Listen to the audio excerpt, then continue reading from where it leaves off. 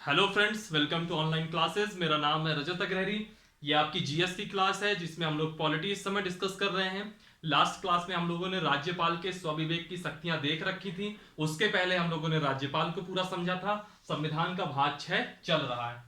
आज हम जैसे कि हम लोगों ने जब भाग 5 देखा था तो पहले राष्ट्रपति पढ़ा, फिर उपराष्ट्रपति पढ़ा, फिर प्रधानमंत्री पढ़ा, फिर उसके बाद हम लोग आए थे संसद, और संसद के 3 अंग यानी कि राष्ट्रपति, फिर लोकसभा और राज्यसभा। तो राष्ट्रपति चूंकि हम लोग पहले पढ़ लिए थे तो फिर हम लोगों ने लोकसभा और राज्यसभा की पढ़ाई की थी। सिमिलरली यहाँ पे हमने राज्यपाल देख लिया।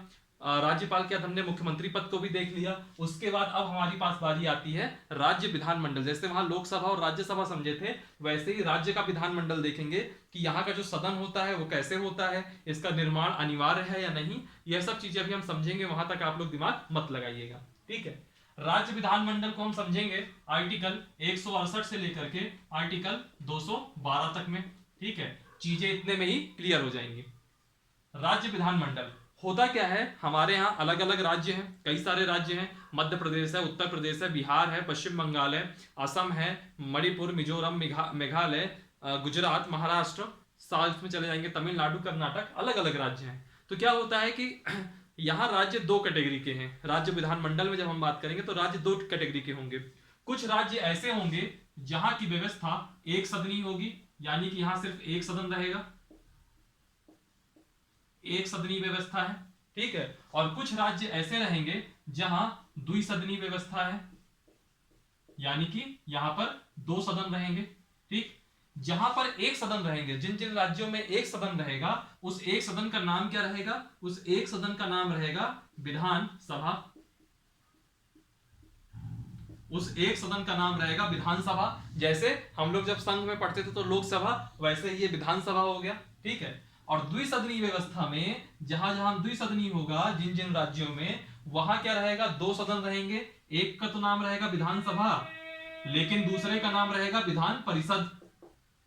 विधानसभा और दूसरे का नाम रहेगा विधान परिषद। थोड़ा सा नॉइज हुआ है पीछे, है ना? 2 सेकंड में चला जाएगा वो नॉइज, उसके लिए सॉरी, ठीक है। एक सदनी व्यवस्था है तो उसको कहेंगे हम विधानसभा।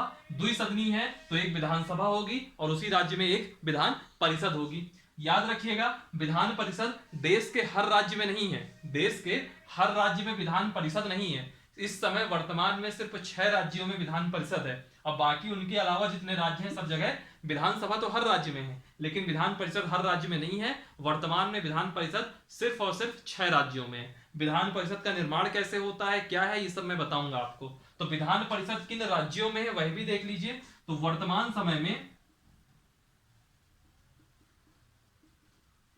वर्तमान में 6 राज्यों में, उन 6 राज्यों के नाम आपको याद होने चाहिए। कौन कौन से राज्य हैं देखिएगा। सबसे पहला आता है, याद जैसे लिखूंगा ना वैसे ही आपको याद भी हो जाएगा। पहला होता है आपका उत्तर प्रदेश, ठीक है। और जब भी आप यूपी का नाम लोगे तो बिहार हमेशा आपका, कभी भी आप कहीं चलते हुए नाम लोगे, ये लड़का कहाँ का है, अब यार ये यूपी बिहार का है ना, तो यूपी के साथ बिहार वर्ड जुड़ ही जाता है। तो यूपी के अलावा दूसरा राज्य हो गया बिहार, यहां पर भी विधान परिषद है, ठीक। तीसरा राज्य महाराष्ट्र और कर्नाटक। महाराष्ट्र और कर्नाटक अगल बगल स्टेट है ना, और अक्सर इनमें देखेगा किसी ना किसी मुद्दे पर कुछ ना कुछ विवाद बना ही रहता है। तो अगला राज्य हो गया महाराष्ट्र, और महाराष्ट्र के बाद अगला राज्य हो गया आपका कर्नाटक। 4 राज्य हो गए, यूपी, बिहार, महाराष्ट्र और कर्नाटक, ठीक। वर्तमान में जो 6 राज्य जहां विधान परिषद है मैं उनके नाम लिख रहा हूं। पहला हो गया यूपी, दूसरा हो गया बिहार, तीसरा हो गया महाराष्ट्र और चौथा हो गया कर्नाटक। 4 तो याद हो जाएंगे। पांचवा और छठवां देखिए। पांचवा है आपका आंध्र प्रदेश, और इसी आंध्र प्रदेश से अलग होकर के एक प्रदेश बना है, उसका नाम है तेलंगाना। तो पांचवा और छठवां हो जाएंगे आपके आंध्र प्रदेश और तेलंगाना। अक्सर आप एग्जाम में देखेंगे तो यही क्वेश्चन आ जाएगा, निम्न में से किस राज्य में विधान परिषद है। तो जो 4 ऑप्शन देंगे, तीन तीन जो ऑप्शन होंगे वो इन 6 राज्यों में से नहीं होगा, और जो चौथा ऑप्शन जो सही ऑप्शन होगा वो इन 6 राज्यों में से किसी एक का नाम लिखा रहेगा, ठीक। इस समय पहले 7 राज्य थे, 7वां राज्य था जम्मू कश्मीर, लेकिन जब से जम्मू कश्मीर स्टेट से यूनियन टेरिटरी यानी कि केंद्र शासित प्रदेश बना है, तब से वहां विधान परिषद अभी तो नहीं है फिलहाल में, आगे क्या उसमें डेवलपमेंट होगी वो बाद में देखा जाएगा। वर्तमान में सिर्फ 6 राज्य हैं जहां पर विधान परिषद है। यूपी बिहार, याद करने का तरीका है यूपी के साथ बिहार फ्री, महाराष्ट्र और कर्नाटक हमेशा लड़ते रहते हैं किसी ना किसी बात को लेकर के, और बाद में आंध्र प्रदेश और उसी के साथ जो अलग राज्य बना है तेलंगाना। तो ये 6 राज्य हैं जहां पे आज की डेट में विधान परिषद है, और बाकी विधानसभा देश के हर राज्य में है। ठीक है, देश के हर राज्य, वर्तमान में देश में कितने राज्य हैं? 28 राज्य हैं। 29 थे, जम्मू कश्मीर जब से उसको केंद्र शासित प्रदेश बना दिया गया तब से अब 28 राज्य हो गए हैं, और केंद्र शासित प्रदेश कितने हैं? 6 थे, 6 में से 2 ऐड हो गए, 8 हो गए। और 7वां और 8वां कौन से हैं? तो 7वां है जम्मू कश्मीर और 8वां है आपका लद्दाख। तो अभी हम उनकी बात नहीं कर रहे हैं, हम सिर्फ ये देख रहे हैं विधानसभा। तो विधानसभा तो हर राज्य में है, लेकिन विधान परिषद सिर्फ 6 राज्य में है, यूपी, बिहार, महाराष्ट्र, कर्नाटक, आंध्र प्रदेश और तेलंगाना। इसका आप स्क्रीनशॉट ले लीजिएगा। फिर मैं आता हूं विधान परिषद के बारे में चर्चा करता हूं कि विधानसभा के निर्माण कैसे, विधान परिषद का निर्माण कैसे होता है, ठीक है, और इसका विघटन कैसे होता है।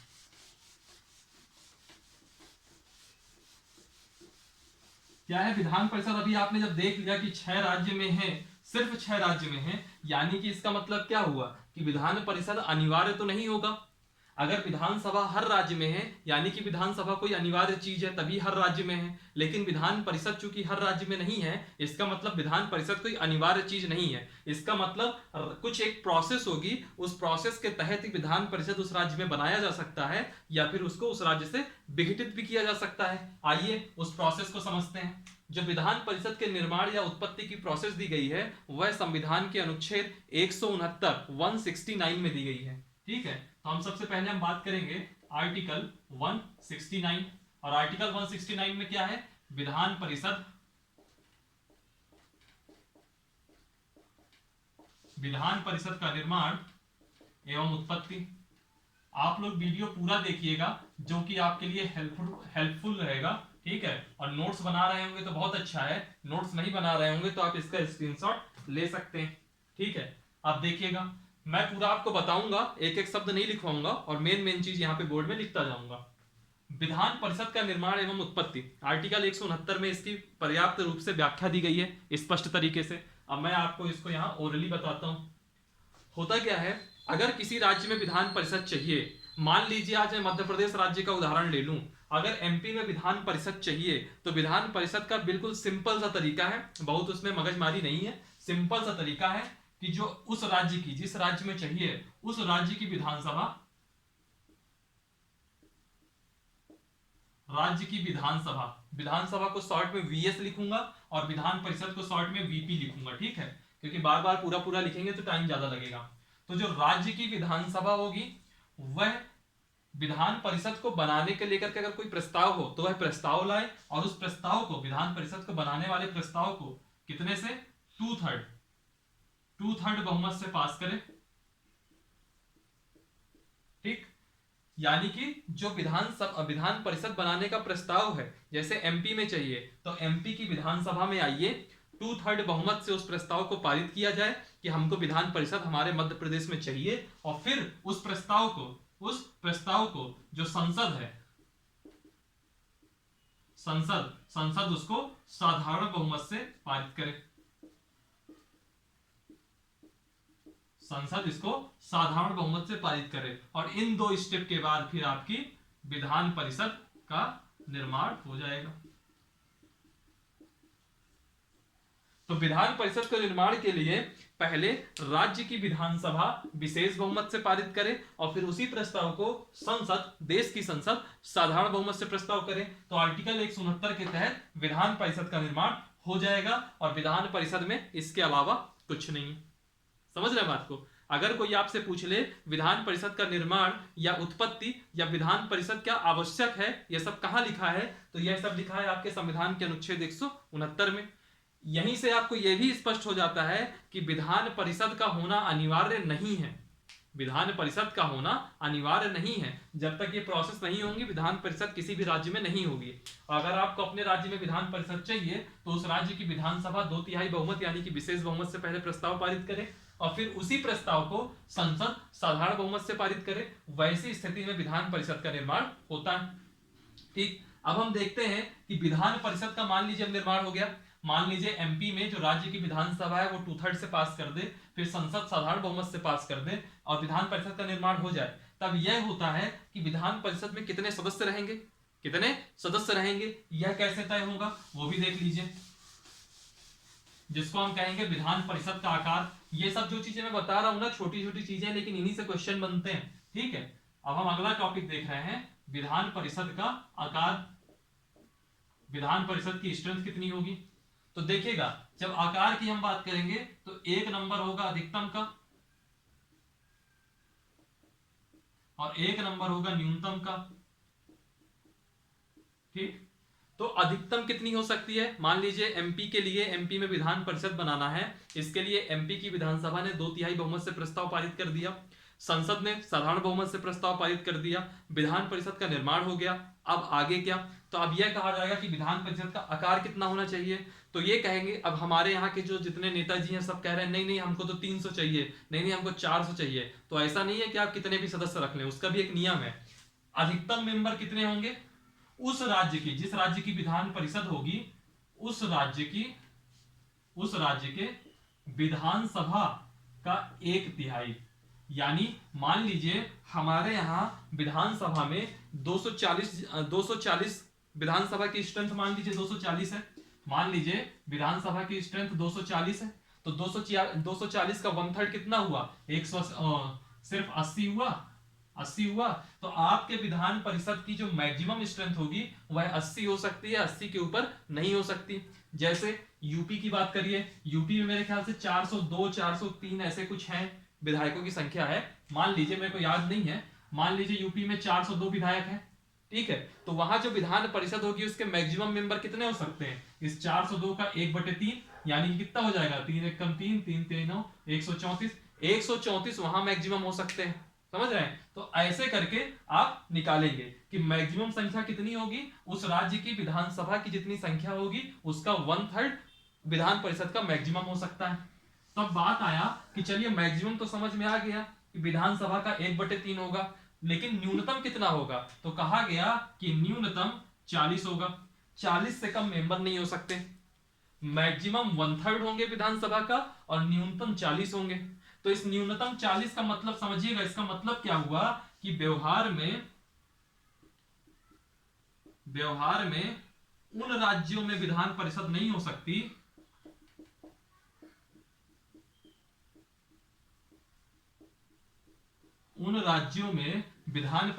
हो सकती जहां विधानसभा की संख्या 120 से कम हो। अब आप कहोगे ये कैसे आपने तय कर दिया, तो मेरी बात सुनिएगा, जैसे एक उदाहरण ले लीजिए छत्तीसगढ़ का।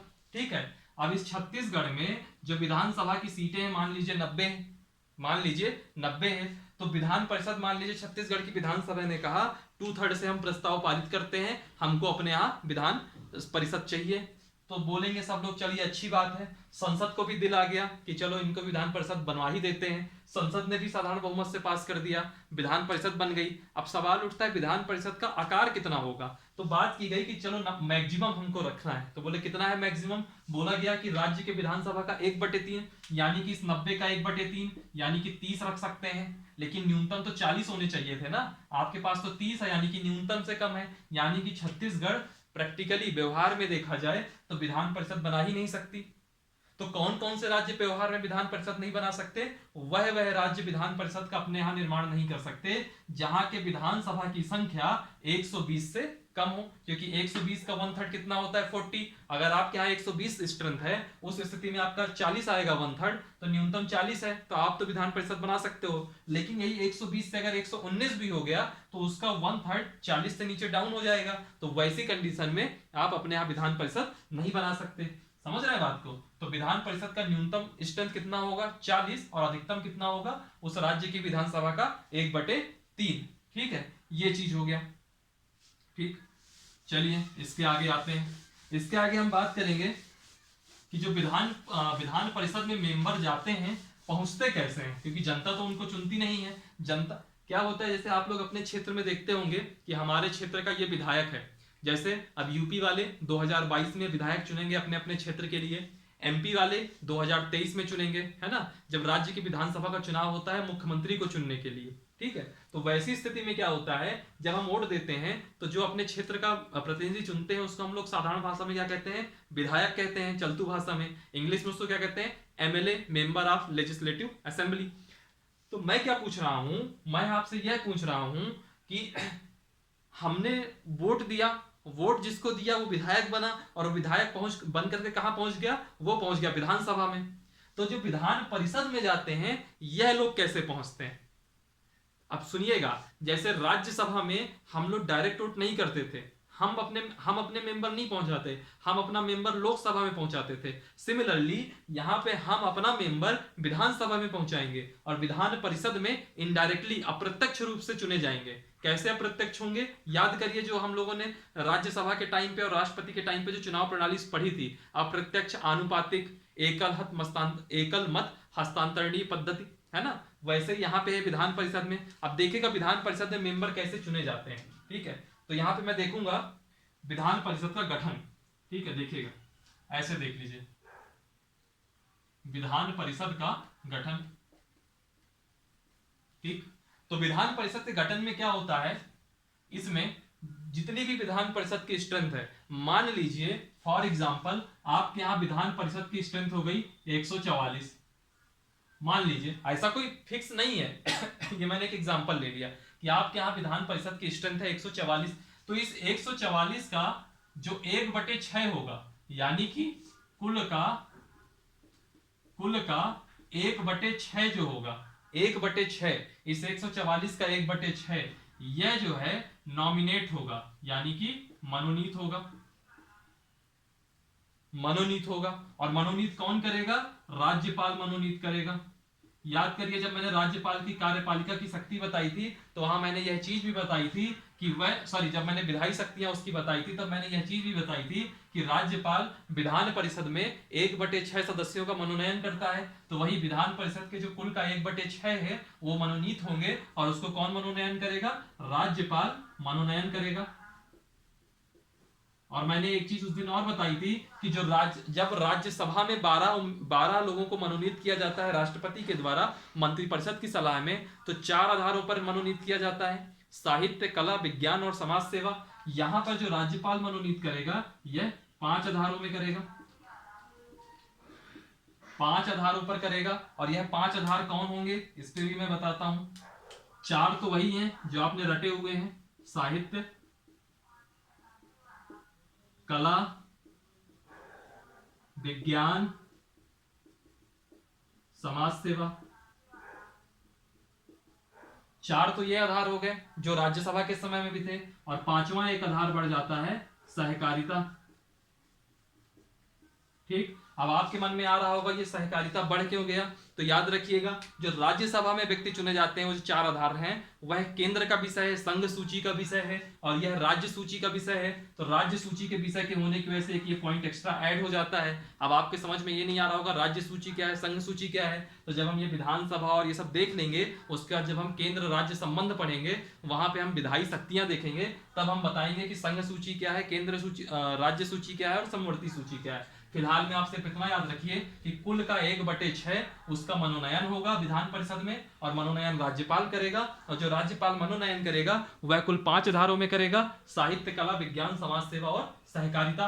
अब आप कहोगे अगर 1/6 का मनोनयन हुआ तो जो बाकी 5/6 बचे उनका क्या होगा, तो सुनिएगा जो कुल का 5/6 होंगे उनका निर्वाचन होगा, यह निर्वाचित किए जाएंगे, निर्वाचन होगा इनका। अब आप कहोगे इन 5/6 जिनको निर्वाचन होना है, यानी कि 1/6, 1/6 का मतलब क्या हुआ, इस 144 को अगर हम एग्जांपल ले लें तो 144/6 कितना होता है, 24 होता है, यानी कि ये लगभग हो गया 24, और 144 में से आप 24 घटा देंगे तो कितना बचा, 120। तो 120 लोगों का निर्वाचन होना है। अब आप लोगों के मन में आ रहा होगा 120 लोगों का जो निर्वाचन होना है तो आखिर क्या सब कौन करेगा, क्या केवल विधायक करेंगे या कोई और करेगा, तो उसका प्रोसेस समझिएगा। ठीक है, जो कुल का विधान परिषद की कुल स्ट्रेंथ कितनी है 144, कुल का जो 1/3 है, 1/3 है, इनको निर्वाचित करेंगे राज्य की विधानसभा के मेंबर, राज्य की विधानसभा के सदस्य। यानी कि जो आप लोगों ने जिनको विधायक बनाना है, विधायक बनाया है, वो जो है इस 144 का 1/3 को चुनेंगे। ठीक है, फिर इसके अलावा जो कुल का 1/3 है, इसको, जो कुल का 1/3 है, इसको स्थानीय जो संस्थाएं हैं, यानी कि जो पंचायत हो गया, नगर निगम हो गया, वह चुनेंगी स्थानीय संस्थाओं द्वारा। इसमें जैसे आ गया आपका पंचायत आ गया, है ना, नगर पंचायत, नगर पालिका, नगर निगम, जो कुछ आप देखते होंगे वो सब स्थानीय संस्थाएं। 1/3 ये चुन लिए। फिर इसके बाद 1/12 बचेंगे। याद रखिएगा, कुल का 1/12, और कुल का जो 1/12 यहाँ पे होगा, यह चुने जाएंगे जो हमारे शिक्षक होते हैं, राज्य के जो शिक्षक होते हैं, शिक्षकों द्वारा। ठीक है, इसके बाद 1/12 और मेंबर बचेंगे, कुल का 1/12, और जो कुल का 1/12 होगा, इसको कौन चुनेगा? इसको चुनेंगे जो वहां विद्यार्थी, जो वहां स्नातक होंगे, यानी कि ग्रेजुएट होंगे, स्नातकों द्वारा। ठीक है, तो ऐसे करके विधान परिषद का गठन होता है। अगर आप इस 1/3, 1/3, 1/12, 1/12 और 1/6 को जोड़ेंगे तो 1 आएगा। एग्जाम्पल देखिए, जैसे मान लीजिए कि आपके राज्य में विधान परिषद है और उसकी स्ट्रेंथ 124 है, तो उस 124 का 1/6 यानी कि 24 लोगों को राज्यपाल मनोनीत कर देंगे। उसके बाद 5/6, 5/6 का मतलब यहां क्या हुआ? 120, 120 मेंबर निर्वाचित होंगे। 144 में से 24 जो है मनोनीत होंगे और 120 निर्वाचित होंगे। यह एक एग्जाम्पल है। ठीक है, आगे देखिए, कुल का 1/3 यानी कि इस 144 का 1/3, 144 का 1/3 कितना हो जाएगा? 48, 48। तो कुल का 1/3 यानी कि इस 48 लोगों को, 48 लोगों को राज्य की विधानसभा के सदस्य यानी कि जो विधायक होंगे वह चुनेंगे। फिर इसके बाद कुल का 1/3 यानी कि वापस से जो 48 हुए, इन 48 को कौन चुनेगा? स्थानीय संस्थाएं द्वारा, यानी कि जो गांव के प्रधान होते हैं, ये जो बोर्ड अलग अलग निगम होते हैं, है ना, इनके जो अध्यक्ष बनते हैं वह सब चुनेंगे। फिर इसके बाद कुल का 1/12, 144/12 करेंगे तो कितना आएगा? 12 आएगा। तो ये 12 लोगों को शिक्षक चुनेंगे और अगले जो 12 बचेंगे उनको स्नातक चुनेंगे। अब इस 12, 12, 48, 48 और इस 24 को जोड़ेंगे आप तो 144 आएगा। ठीक है, तो ऐसे विधान परिषद का गठन होता है। एक बार और सुन लीजिए, कुल का 1/6 मनोनयन राज्यपाल के द्वारा 5 आधारों पर साहित्य, कला, विज्ञान, समाज सेवा और सहकारिता। जो बचे हुए 5/6 हुए उनको निर्वाचन किया होगा, उनका निर्वाचित होंगे वो, और उसमें से जो कुल का 1/3 यानी कि 144 का 1/3 जो है राज्य की विधानसभा के सदस्य द्वारा चुने जाएंगे। कुल का 1/3 स्थानीय संस्थाओं द्वारा चुने जाएंगे। कुल का 1/12 शिक्षकों द्वारा और कुल का 1/12 स्नातकों द्वारा। ठीक है, ऐसे करके ये सब चुने जाएंगे। ठीक, ऐसा। अब जब मान लीजिए सब लोग चुन लिए गए, सब लोग चुन लिए गए, तो सवाल उठता है कि इनकी, जब जैसे विधान परिषद एक सदन है, जब हम राज्यसभा पढ़े थे तो हमने क्या कहा था कि जो सभापति होगा वो राष्ट्रपति, उपराष्ट्रपति ही राज्यसभा का पदेन सभापति होता है। तो यहाँ क्या ऐसी कोई व्यवस्था है क्या? यहाँ तो कहीं उपराज्यपाल का कोई सवाल ही नहीं है, राज्य के अंदर तो उपराज्यपाल होता ही नहीं है। तो ऐसी स्थिति में क्या होगा, तो मैं बताता हूं क्या होगा। पहले मैं बात कर लूं विधान परिषद के कार्यकाल की, विधान परिषद के कार्यकाल की बात कर लूं मैं, तो जो विधान परिषद का कार्यकाल होता है वह राज्यसभा की तरह रहेगा।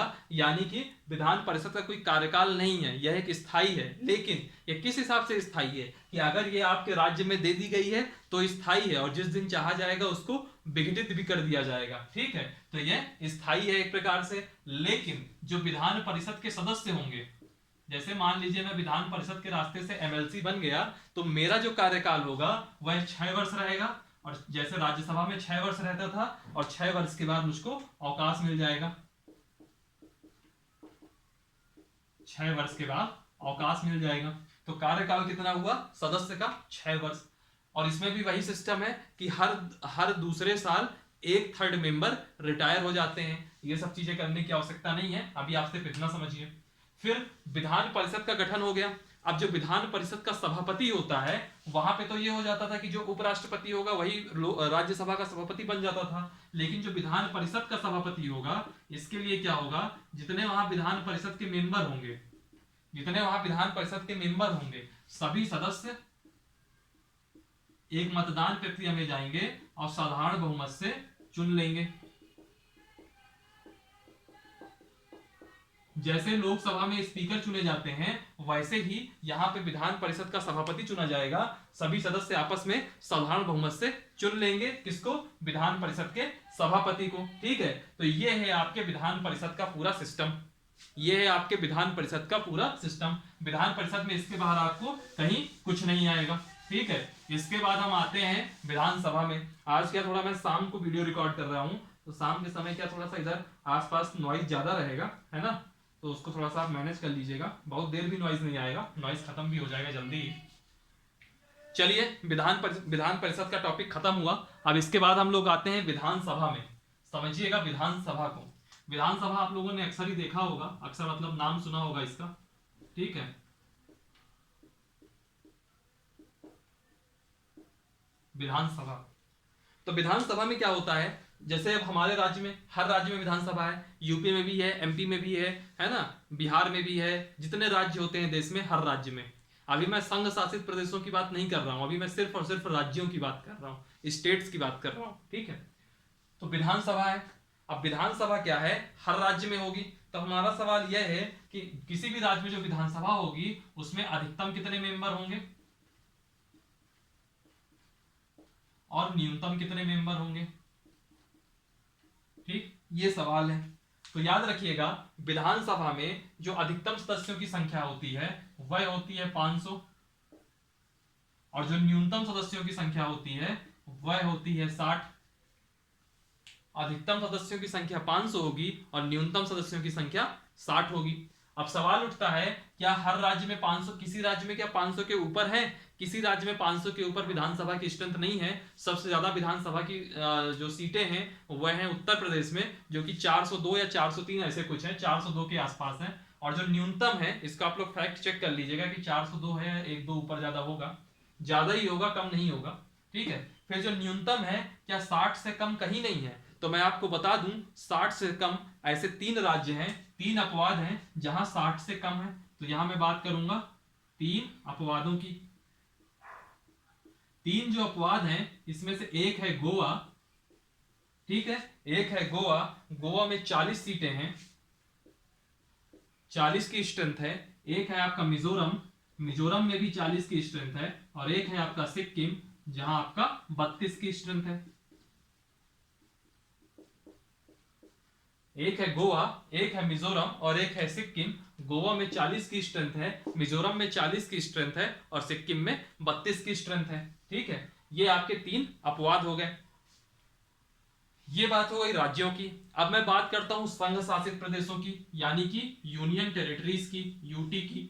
तो मैं अभी आपको सिर्फ 2 यूटी के बारे में बताऊंगा जहां पे इस समय विधानसभा है। जैसे दोनों यूटी का क्या नाम है, एक है दिल्ली जहां के मुख्यमंत्री हैं अरविंद केजरीवाल, और दूसरा है आपका पुदुचेरी जहां इस साल तमिलनाडु के साथ चुनाव होना है, तमिलनाडु के पास में ही है, यहाँ की मेन लैंग्वेज ही तमिल है। ठीक है, और यहाँ के मुख्यमंत्री हैं वी नारायण स्वामी, और अभी ये चर्चा में भी रहा क्योंकि यहाँ के अभी उपराज्यपाल लेफ्टिनेंट गवर्नर थी, कौन, लेफ्टिनेंट गवर्नर थी किरण बेदी, और किरण बेदी को अब हटा दिया गया है। अब इसकी जगह वहां जो तेलंगाना की एक गवर्नर है, कुछ सौंदराजम ऐसे कुछ नाम है, तमिला स्वामी सौंदराजम, फीमेल हैं, उनको जो है पुदुचेरी का लेफ्टिनेंट गवर्नर बना दिया गया है।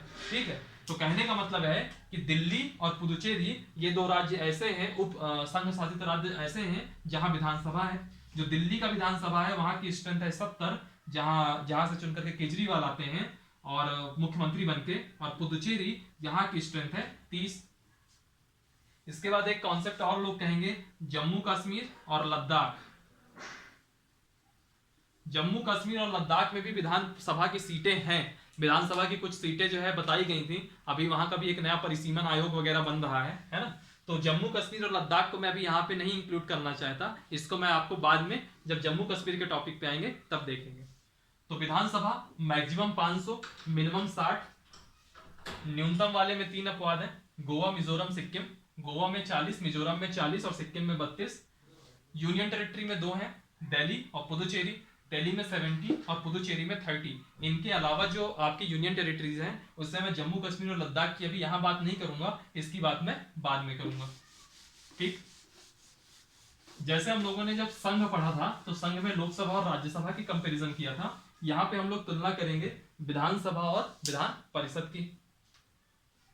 ठीक है, विधानसभा और विधान परिषद की तुलना। यहां तुलना के पीछे उद्देश्य सिर्फ यह है कि इसमें आपको विधान परिषद की ताकत समझ में आए कि विधान परिषद की एक्चुअल में पावर क्या है, पावर है भी या नहीं है, समझिएगा। जैसे एक केस ले लीजिए आप धन विधेयक का। ठीक, एक केस ले लीजिए आप वित्त विधेयक का, और एक केस लीजिए आप संविधान संशोधन का।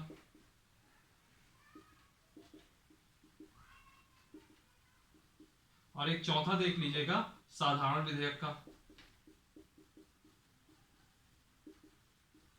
इसमें जो क्वेश्चन पूछा जाएगा वह आपका इस साधारण विधेयक से आएगा, तब भी आप बाकी तीनों को भी देख लीजिए। जो धन विधेयक होता है जैसे हमने केंद्र में देखा था वैसे ही यहां पे भी है, तो सेम एज सेंटर, केंद्र की तरह है वैसे ही ये भी है सेम एज सेंटर। केंद्र की तरह यह भी है, केंद्र की तरह यह भी है। दोनों में क्या होता था, वहां पे लोकसभा ज्यादा शक्तिशाली रहती थी राज्यसभा से, तो यहां पे भी क्या है, विधानसभा ज्यादा पावरफुल है विधान परिषद से, यहां भी विधानसभा ज्यादा पावरफुल है विधान परिषद से। जो कॉन्स्टिट्यूशनल अमेंडमेंट होता है यह राज्य के स्तर पे नहीं होता है, यह सिर्फ संघ के यानी कि प्रांत के स्तर पे सॉरी केंद्र के स्तर पर होता है। तो संविधान संशोधन जैसी शक्तियां, ऐसी शक्ति प्रांत को नहीं है। ठीक, तो इस पे अपने को बात ही नहीं करनी। अब जो सबसे मेन है साधारण विधेयक, तो होता क्या है, इस साधारण विधेयक को हम समझते हैं।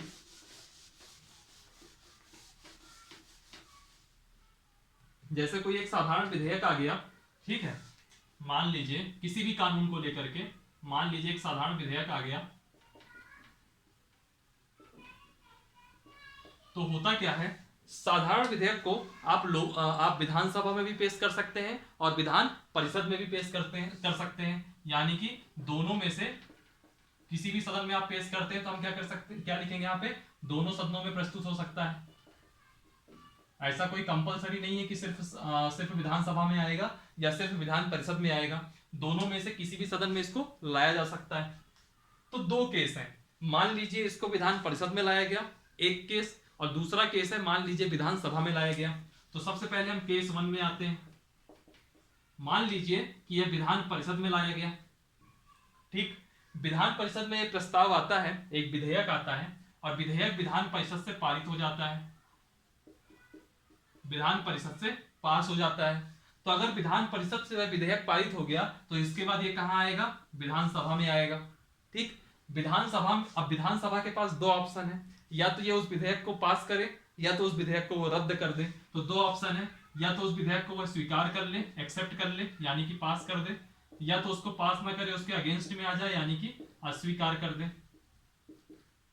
ठीक, अगर विधानसभा ने उस विधेयक को स्वीकार कर लिया तो स्वीकार करने के बाद हम कहेंगे कि ये कंप्लीट हो गया, यानी कि अब इसको एक बार राज्यपाल साइन कर देगा और यह कानून बन जाएगा। लेकिन अगर विधानसभा अस्वीकार कर दे तो वैसी स्थिति में जो वह विधेयक है वह रद्द हो जाएगा, फिर उस विधेयक में कोई सुनवाई नहीं होगी, विधेयक रद्द माने की रद्द। ठीक है, फिर आते हैं हम केस 2 में। दूसरी सिचुएशन सुनिए। दूसरी सिचुएशन कहती है कि मान लीजिए ये हम विधानसभा ने कोई विधेयक आया, विधानसभा के अंदर कोई विधेयक लाया गया, विधानसभा ने इस विधेयक को पारित कर दिया। ठीक, विधानसभा जब किसी विधेयक को पारित करती है तो वह विधेयक विधानसभा के बाद कहां जाएगा, विधान परिषद जाएगा। ठीक, विधान परिषद के पास दो ऑप्शन है, या तो विधान परिषद उस विधेयक को स्वीकार करेगी या तो उस विधेयक को वह अस्वीकार करेगी। तो यह जो ऑप्शन है स्वीकार करना या अस्वीकार करना, इसके लिए विधान परिषद के पास समय रहेगा सिर्फ 3 महीने का, यानी कि हम लिखेंगे 3 माह के अंदर, 3 माह के अंदर विधान परिषद या तो बिल को स्वीकार करेगी या तो अस्वीकार करेगी।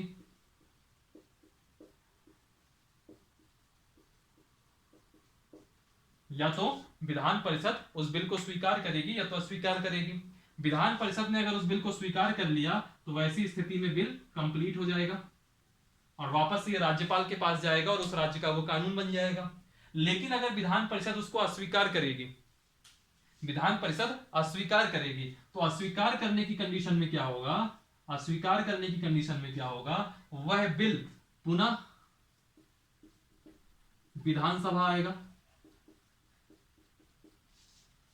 अगर विधान परिषद ने उस विधेयक को अस्वीकार कर दिया तो वह विधेयक रद्द नहीं होगा, वह विधेयक पुनः विधानसभा आएगा। और इस बार अगर विधानसभा ने उसको वापस से साधारण बहुमत से पास कर दिया,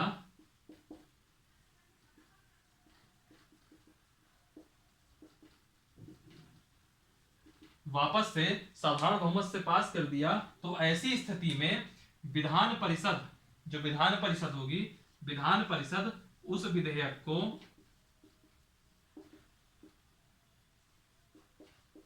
एक माह में पास करेगी ही करेगी। यानी कि विधानसभा ने पारित किया, विधान परिषद के पास आया, विधान परिषद ने 3 महीने का समय लगा लिया, मैक्सिमम 3 महीने के अंदर या तो वो स्वीकार करेगा या तो अस्वीकार करेगा। स्वीकार कर लिया तो बिल कंप्लीट माना जाएगा, अस्वीकार कर लिया तो वैसी स्थिति में पुनः विधानसभा आएगा। विधानसभा वापस से अगर उस बिल को साधारण बहुमत से पास करेगी, तो अगर विधानसभा ने वापस साधारण बहुमत से पास कर दिया तो विधेयक फिर विधान परिषद के पास जाएगी और विधान परिषद इस बार 1 महीने के अंदर उसको पास करने के लिए मजबूर रहेगी। ठीक है, तो कहने का मतलब यह है कि साधारण विधेयक की स्थिति में जो विधानसभा है यह ज्यादा पावरफुल है कंपेयर टू विधान परिषद। और विधान परिषद के पास सिर्फ क्या है, 3 महीना इधर और 1 महीना इधर, यानी कि 4 माह की विलंबकारी शक्ति है। वो 4 महीने उसको डिले करा सकता है, बाकी विधान परिषद कुछ नहीं करा सकता। 4 महीने की विलंबकारी शक्ति है विधान परिषद के पास और इसके अलावा कुछ नहीं। तो वापस से इसको देखिए, साधारण विधेयक दोनों सदनों में पेश हो सकता है। पहला केस विधान परिषद में पेश हुआ, दूसरा केस विधानसभा में पेश हुआ।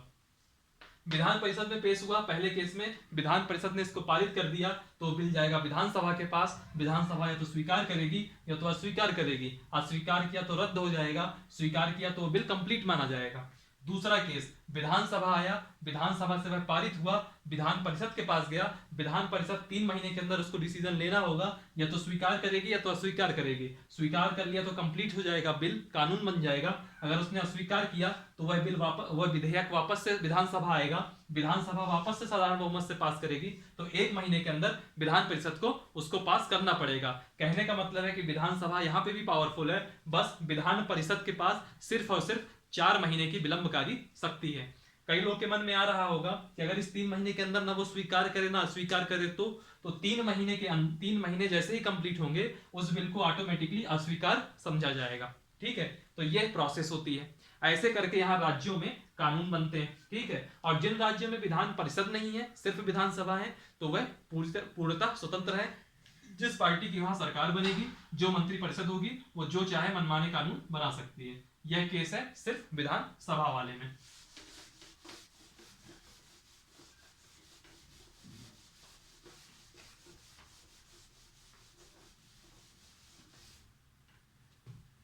इसके बाद एक आज इस क्लास का लास्ट टॉपिक आएगा। जैसे हम लोगों ने वहां पे तुलना करी थी, दूसरा अगर मान लीजिए एक तरफ केंद्र रखी है और एक तरफ राज्य रखी है, तो केंद्र में आपने 2 चीजें देखी, लोकसभा और राज्यसभा। राज्य में आपने 2 चीजें देखी, विधानसभा और विधान परिषद। यहाँ हम लोग कंपैरिजन करेंगे उधर का राज्यसभा और यहाँ का विधान परिषद, यानी कि राज्यसभा और विधान परिषद की तुलना करते हैं। ठीक है, राज्यसभा और विधान परिषद की तुलना करते हैं।